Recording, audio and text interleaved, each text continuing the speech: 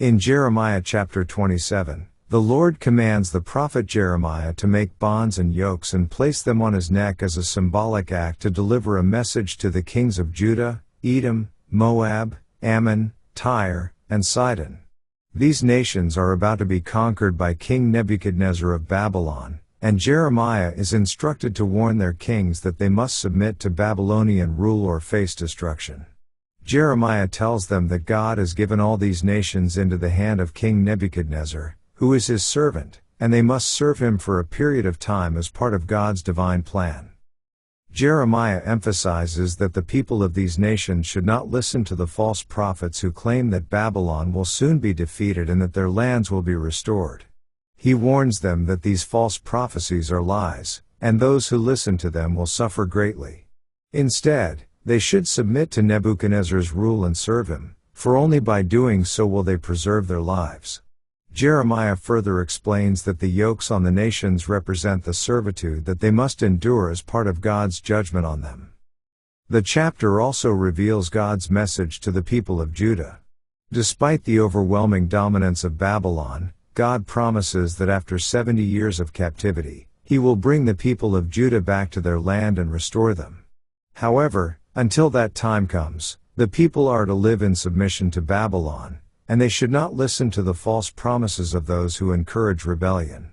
Jeremiah tells the priests and the people to trust in God's plan and accept the reality of the situation, as it is part of His divine will for their discipline and correction.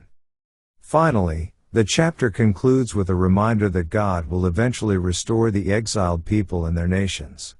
Jeremiah urges them to not listen to the false promises of peace but to accept the yoke of Babylon as God's will.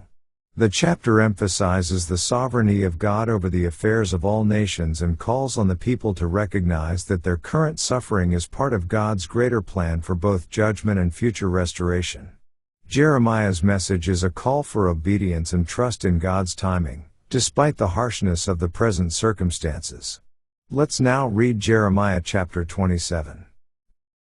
In the beginning of the reign of Jehoiakim the son of Josiah king of Judah came this word unto Jeremiah from the Lord, saying, Thus saith the Lord to me, Make thee bonds and yokes, and put them upon thy neck. And send them to the king of Edom, and to the king of Moab, and to the king of the Ammonites, and to the king of Tyrus, and to the king of Zidon, by the hand of the messengers which come to Jerusalem unto Zedekiah king of Judah.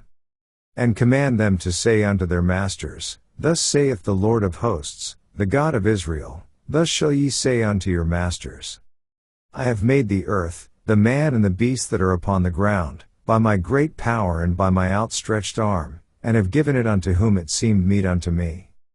And now have I given all these lands into the hand of Nebuchadnezzar the king of Babylon, my servant, and the beasts of the field have I given him also to serve him.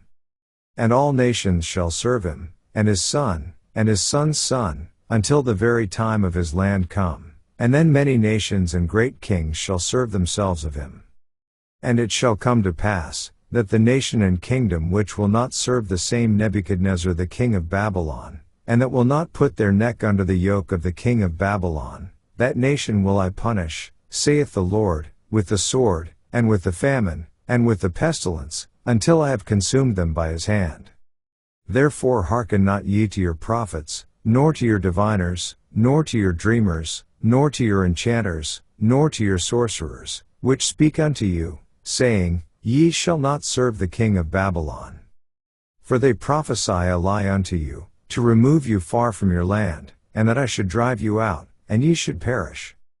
But the nations that bring their neck under the yoke of the king of Babylon, and serve him, those will I let remain still in their own land, saith the Lord, and they shall till it, and dwell therein. I spake also to Zedekiah king of Judah according to all these words, saying, Bring your necks under the yoke of the king of Babylon, and serve him and his people, and live. Why will ye die, thou and thy people, by the sword, by the famine, and by the pestilence, as the Lord hath spoken against the nation that will not serve the king of Babylon? Therefore hearken not unto the words of the prophets that speak unto you, saying, Ye shall not serve the king of Babylon, for they prophesy a lie unto you. For I have not sent them, saith the Lord, yet they prophesy a lie in my name, that I might drive you out, and that ye might perish, ye, and the prophets that prophesy unto you. Also I spake to the priests and to all this people, saying, Thus saith the Lord, hearken not to the words of your prophets that prophesy unto you, saying, Behold, the vessels of the Lord's house shall now shortly be brought again from Babylon, for they prophesy a lie unto you. Hearken not unto them, serve the king of Babylon, and live. Wherefore should this city be laid waste? But if they be prophets, and if the word of the Lord be with them, let them now make intercession to the Lord of hosts, that the vessels which are left in the house of the Lord, and in the house of the king of Judah, and at Jerusalem, go not to Babylon.